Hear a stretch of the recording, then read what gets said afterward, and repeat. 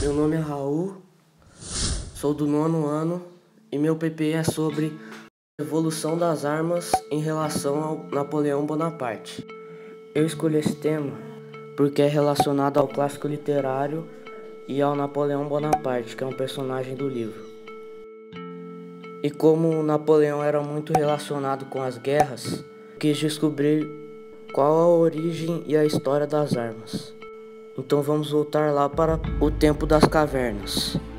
Antes de tudo ser criado, os homens das cavernas usavam pedras e objetos encontrados no meio do caminho para se proteger de qualquer ameaça.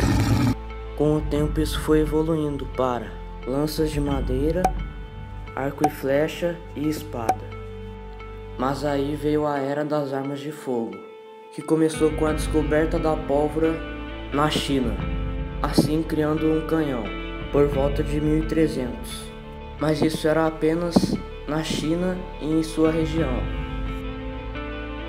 Por isso na Europa ainda eram usadas as catapultas, que era uma construção que lançava uma bola de pedra com combustível em chamas, com o objetivo de acertar o inimigo. O primeiro canhão a ser usado na Europa foi provavelmente usado na Península Ibérica, durante os conflitos entre islâmicos e espanhóis no século XIII.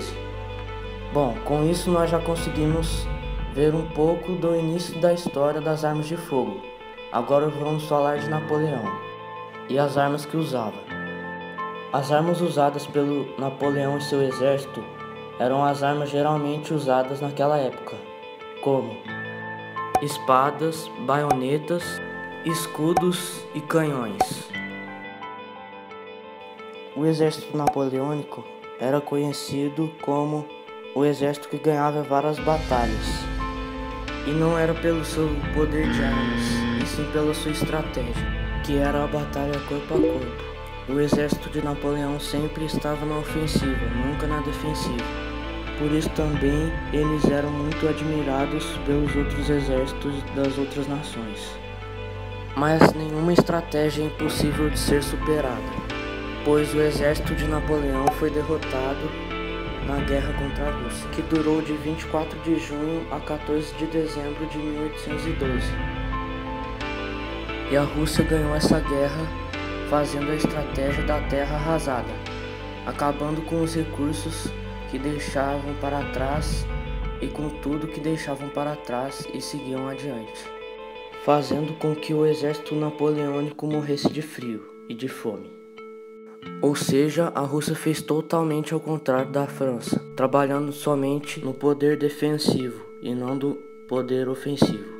Agora eu vou deixar vocês com a demonstração de um canhão já mais evoluído da Segunda Guerra Mundial. Este canhão podia alcançar um raio de 30 quilômetros.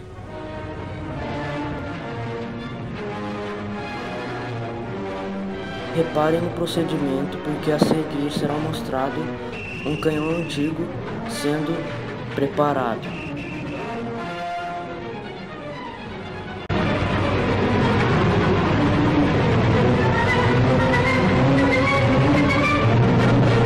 Aufzüge und Schienenanlagen befördern die gewaltigen Geschosse zum Rohr.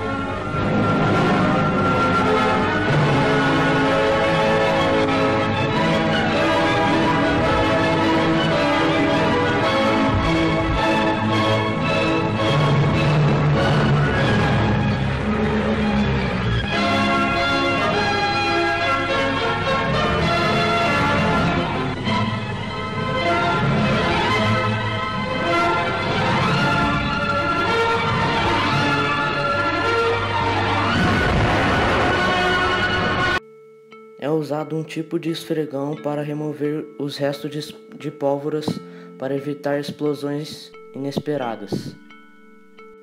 O comandante dá a ordem para que ele ponha a bola que será lançada dentro do canhão. Logo depois é colocada a pólvora, mas é preciso ter muito cuidado para que a explosão não volte na cara do próprio soldado, pois isso já aconteceu muito. É dado a ordem para que um soldado coloque fogo ao lado do canhão. é acendida uma tocha, que será usada para acender o pavio, fazendo com que a explosão aconteça.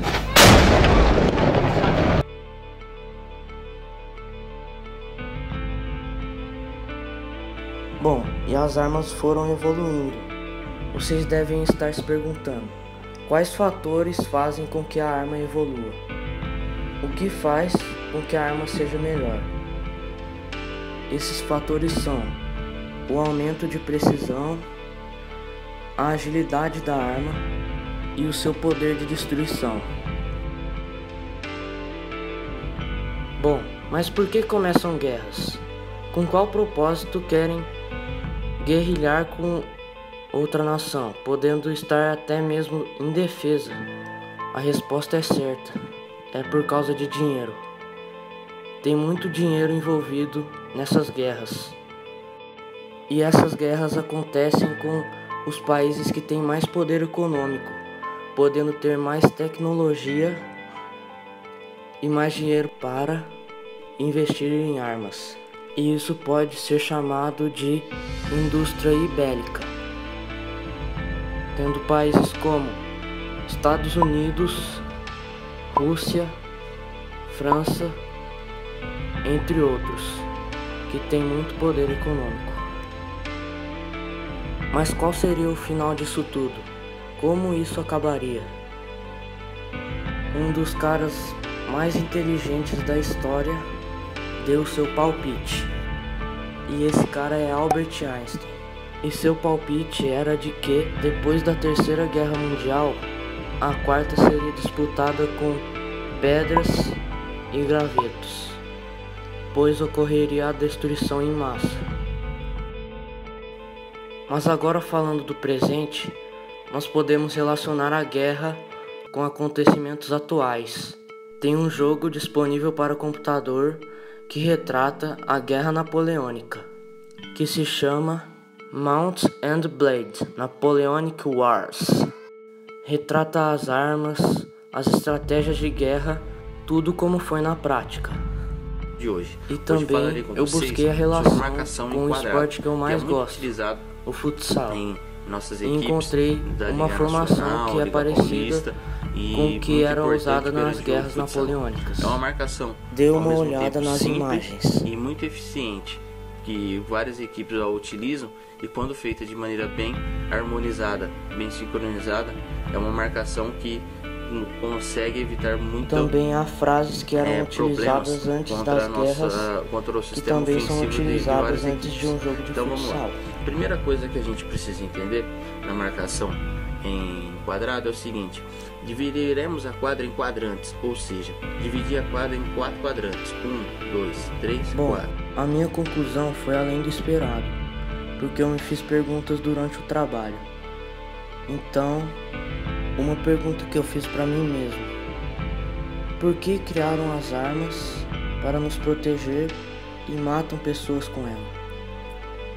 E a minha conclusão desse trabalho inteiro é que as armas não deveriam existir, mesmo que eu tenha feito um trabalho inteiro focado apenas nelas, porque temos que retratar a sociedade em que vivemos.